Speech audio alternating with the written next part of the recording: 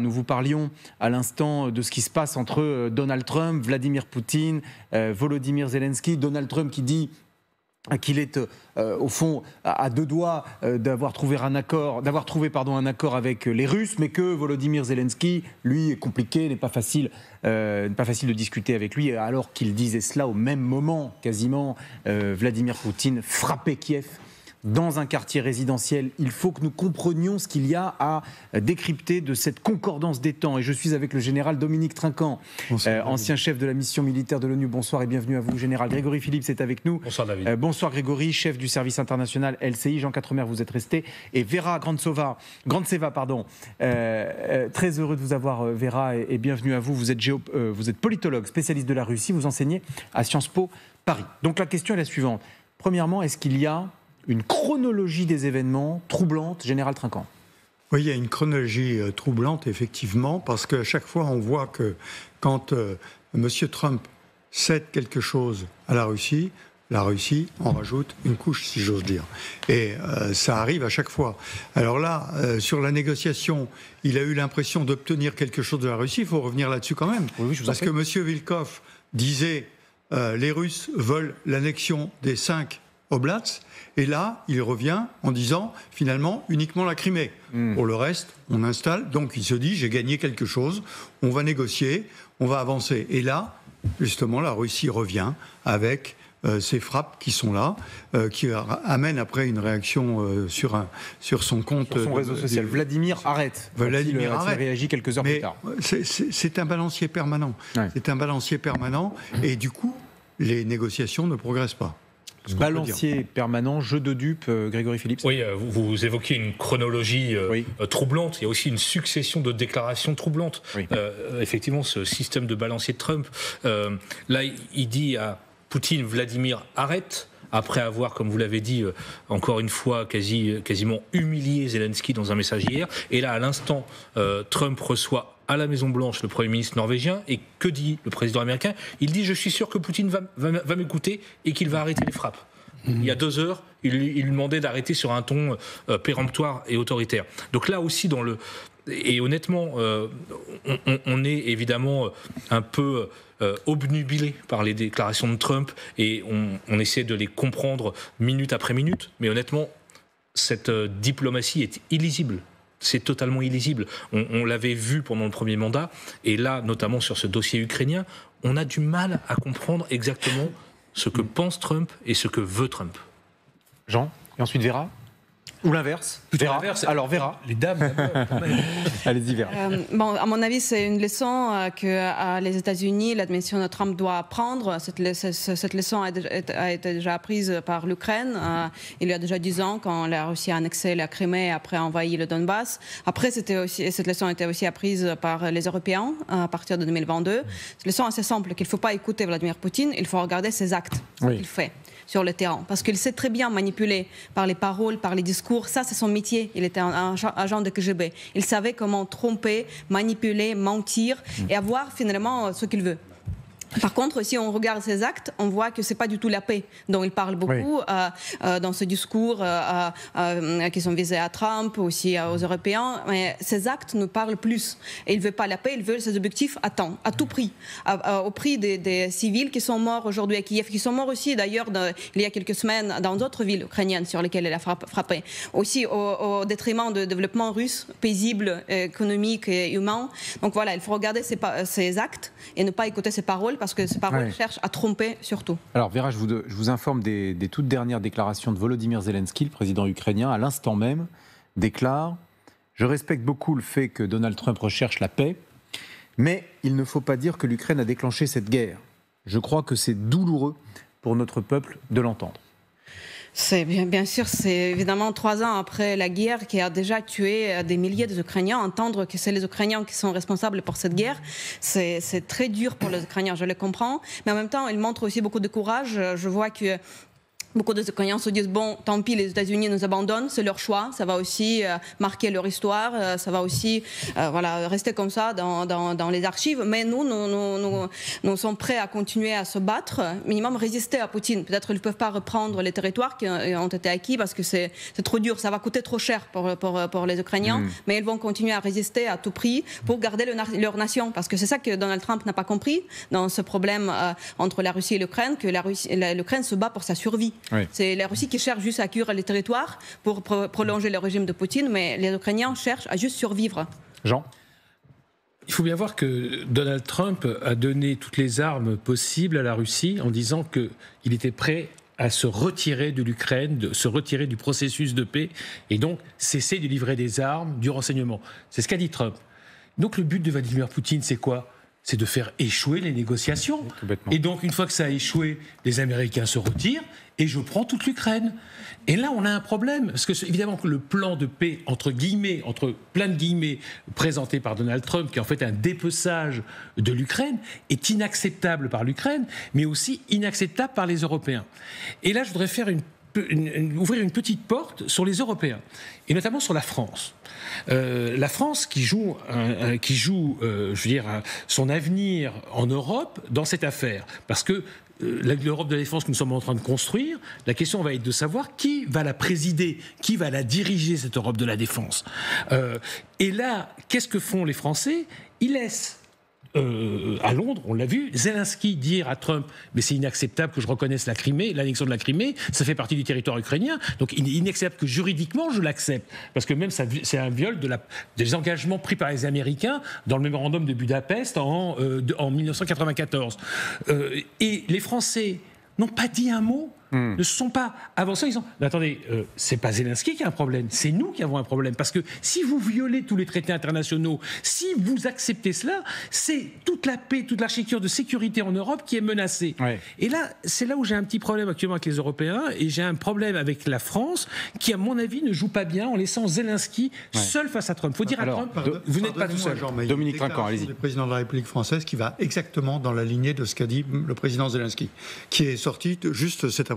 Ah oui, voilà, parce que là, c'était la réunion de Londres. Et la réunion de Londres, Zelensky s'est retrouvé, les Ukrainiens se sont retrouvés tout seuls. Quand ils ont dit non, on ne peut pas accepter. Non, mais il n'y avait pas de ministre des Affaires. Écoutons-le, le président Macron, et ensuite on en dit un mot. Et juste après, nous accueillerons Anne Niva sur ce plateau. Interview exclusive réalisée pour le magazine Le Point de Dimitri Peskov, le porte-parole du Kremlin. Interview, vous verrez, qui vaut le détour. Anne Niva, dans un instant, témoignera de cet échange. Mais d'abord, effectivement, Dominique Trinquant, écoutons Emmanuel Macron cet après-midi sur le sujet qui nous intéresse. L'énervement américain ne doit se porter que sur une seule personne, le président Poutine. Il doit répondre à la question qu'il leur pose. Et à ce moment-là, nous pourrons construire une paix juste, solide, durable, robuste. La seule chose que nous avons à faire, la seule chose, c'est qu'enfin le président Poutine arrête de mentir.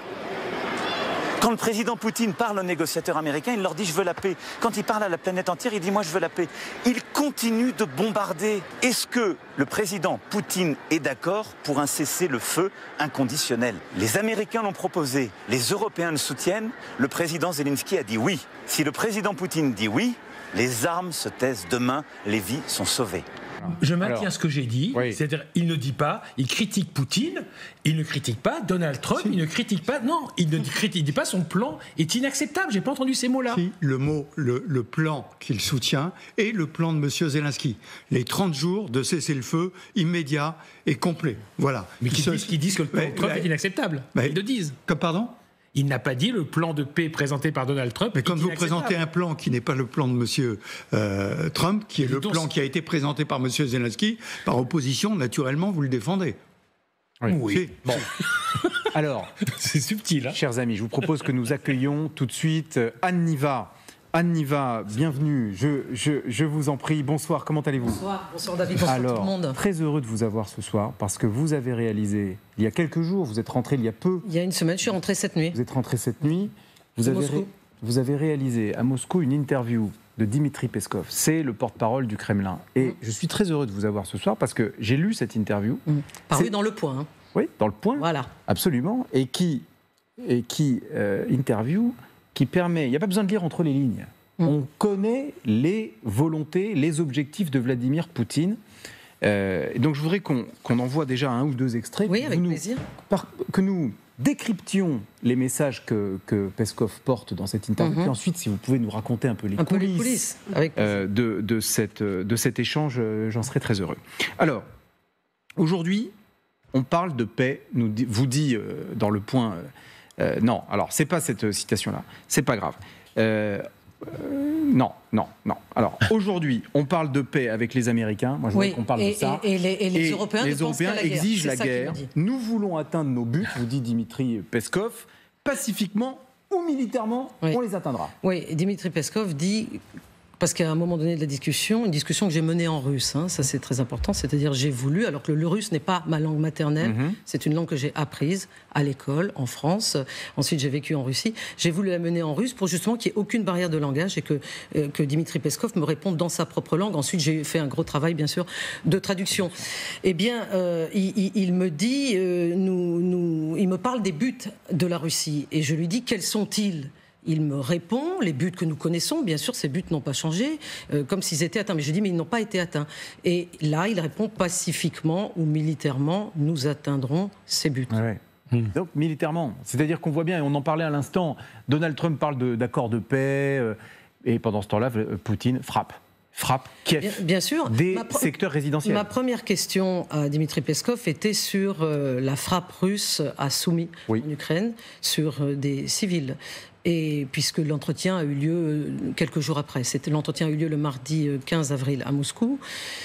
Et là, évidemment, j'ai eu droit à une réponse en forme d'esquive de la part de Dimitri Peskov, mais c'est son rôle en tant que porte-parole d'avoir réponse à tout, de dire bien sûr que le ministère de la Défense russe ne frappe, que les frappes ne sont que militaires, et que donc là, il s'agissait de militaires qui étaient présents. Donc, de toute façon, la parole russe, moi, ce que je retiens de cet entretien, c'est l'intransigeance. L'intransigeance et l'inflexibilité russe. C'est le message de Dimitri Peskov, qui n'avait pas parlé à un média dit hostile, puisque je vous rappelle que la France, en tant que membre de l'Union européenne depuis 2022, nous sommes un État inamical, on dit en russe, недружественный, donc hostile.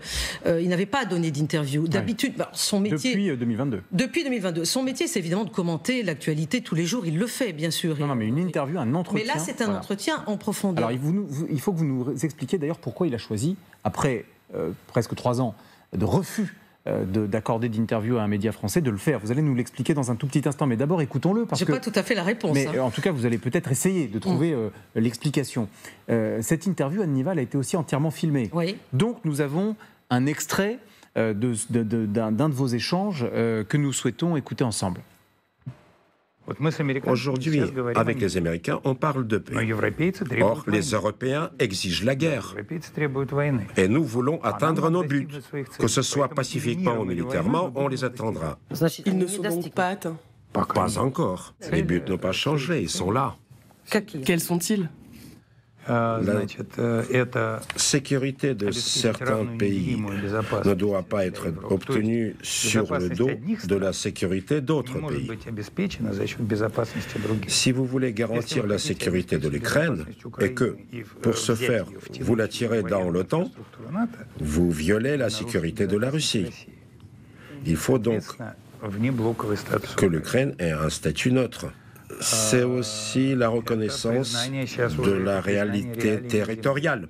Voilà. Bon, on a les buts, ils sont connus, ils sont clairement affirmés. Alors plus tard dans l'interview, la réalité territoriale, je lui ai dit, mais il n'y a pas de réalité territoriale. Ces territoires appartiennent à l'Ukraine, mais évidemment, il répond que la réalité, c'est qu'aujourd'hui, ces territoires sont occupés par l'armée ukrainienne. Donc là, je lui dis, mais pourquoi vous utilisez le verbe « occuper » Et il répond, parce que, justement, nous les avons inclus dans la constitution russe. Ce à quoi je lui réponds, oui, mais vous ne les avez pas conquis militairement. Ils ne sont pas encore complètement conquis. Donc voilà, on a, évidemment, mon but, vous savez, moi je suis journaliste, il faut interviewer tous les acteurs de l'actualité, quels qu'ils soient. Évidemment, qui suis-je pour faire changer Dimitri Peskov d'avis ?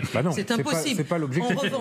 En revanche, ce que je peux faire, c'est essayer essayer de comprendre son état d'esprit, de voir s'il est d'abord le même que précédemment. Et moi, ce qui m'a le plus marqué dans cet entretien, c'est pas véritablement cela, c'est le rapport, ce que Dmitri Peskov exprime du rapport de la Russie avec l'Europe. Abominable. Il nous voit comme des vassaux des États-Unis. Absolument. Dans votre échange. Je lui dis, j'ai l'impression que la Russie méprise l'Europe. Or, elle ne méprise pas les États-Unis.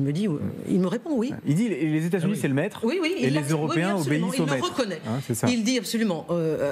Il dit l'Europe a un maître, ce sont les États-Unis, et donc elle obéit à son maître. Bon, et pourquoi il dit simplement qu'il y a une différence maintenant aujourd'hui, puisque Trump a changé, que tout est différent. Mais ensuite, ça m'a permis de lui faire parler des rapports russes avec les États-Unis. Ouais. Et là, c'est très intéressant ce qu'il dit sur Donald Trump. Eh bien, il dit, je lui dis, j'ai l'impression que vous respectez, que Vladimir Poutine respecte Donald Trump. Il le reconnaît, oui, il dit sans aucun doute, oui, Vladimir Poutine respecte Donald Trump parce que c'est un homme fort. Lui-même, Vladimir est un homme fort et il respecte les hommes forts. Ouais. Alors il dit aussi, bien sûr, qu'ils ne sont pas d'accord en tout, Vladimir Poutine et Donald Trump. Mais là, il y a véritablement une différence énorme exprimée de la part de ce haut fonctionnaire du Kremlin, du porte-parole de Vladimir Poutine, sur le fossé entre les rapports entre la Russie et l'Europe et la Russie et les États-Unis. Les uns les autres, ça vous inspire quelque chose, Grégory ? Une question très rapide, teintée d'admiration, Anne.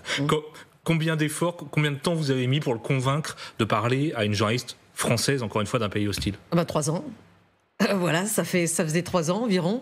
Alors pourquoi maintenant décide-t-il finalement de parler à un journaliste français ? Non mais David, ça, je n'ai pas la réponse. On ne sait pas. Parce qu'effectivement, vous êtes journaliste comme moi, vous savez très bien que quand on demande une interview à une personnalité politique, c'est la personnalité politique qui décide si elle le donne ou pas, cette interview. Là, on ne peut pas les obliger. On ne peut pas les contraindre, effectivement. Moi, ce que je peux vous dire, c'est que j'ai essayé d'avoir cette interview depuis longtemps et que je suis contente que le porte-parole de Vladimir Poutine ait accepté d'aller en profondeur. Ouais.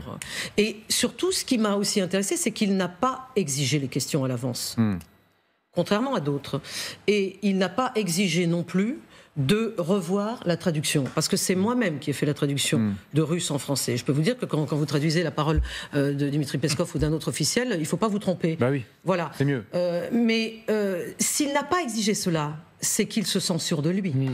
Voilà, c'est qu'il n'a pas peur du tout et qu'il peut répondre à toutes les questions. Vera ? Oui, effectivement, Dmitri Peskov est très connu en Occident et dans le monde entier, en Russie aussi. Après, en Russie, par exemple, il n'est pas très pris au sérieux. Franchement, à mon avis, c'est en France qu'il est plus au sérieux qu'en Russie. Pourquoi vous dites ça ? Parce que même Vladimir Poutine, il y a, je crois, 5 ans, a dit que Dmitri Peskov racontait des salades. C'est ça, c'était l'opinion du président sur son attaché de presse. Et bon, il a dit ironiquement, Vera. Il a démenti. Ne coupez, s'il vous plaît, pas les paroles. J'ai aussi le droit de dire je peux vous dire, Vera, que si Vladimir Poutine ne voulait pas de Dmitri Peskov comme son porte-parole, ça fait bien longtemps qu'il ne l'aurait pas. Bien sûr, il le veut. Mais s'il le veut, c'est parce qu'il considère qu'il travaille bien. Il travaille avec lui depuis 200008. Il faut savoir. Du roi, dit exactement, c'est comme ça qu'elle est perçue comme ça en Russie. Je connais aucune personne qui le respecte en Russie. Effectivement, le respect. Non, c'est pas une question de respect, c'est une question que Dmitri Peskov. Attendez, chacun son tour. Vera, vous concluez, puis ensuite Anne vous répondez.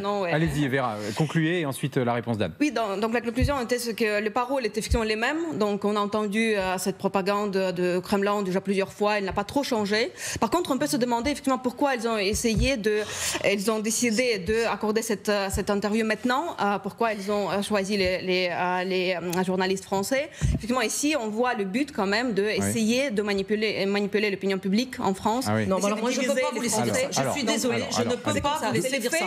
Je fais mon métier et je pense que vous êtes tous, ceux qui sont journalistes... Moi aussi, je fais mon métier. Ceux qui sont journalistes sur ce plateau savent ce que c'est que de faire son métier. On interviewe tout le monde. Et il n'est pas question de faire la moindre propagande. Vera, je vous invite à lire mon interview et vous verrez ce que j'ai dit, les questions que j'ai posées. Voilà, lisez-le. Et vous verrez que ça n'est absolument pas, en tout cas de ma part, de la propagande. Moi, je suis journaliste et je fais mon métier. Posez-vous une question quand même à vous-même. Pourquoi il a décidé d'accorder cette interview à vous maintenant ? C'est important. Attendez. Je ne crois pas du tout que Vera ait suggéré que vous ayez été vous-même à l'œuvre d'une manipulation. Pas du tout. Elle s'interroge sur pourquoi est-ce qu'il accepte de parler aux Français. Mais c'est vrai que souvent, quand on parle à un média d'un pays, c'est pour parler à son opinion publique. Oui, mais pas que. Je pense qu'il y a des messages qui sont à l'attention également du monde entier, des Russes aussi.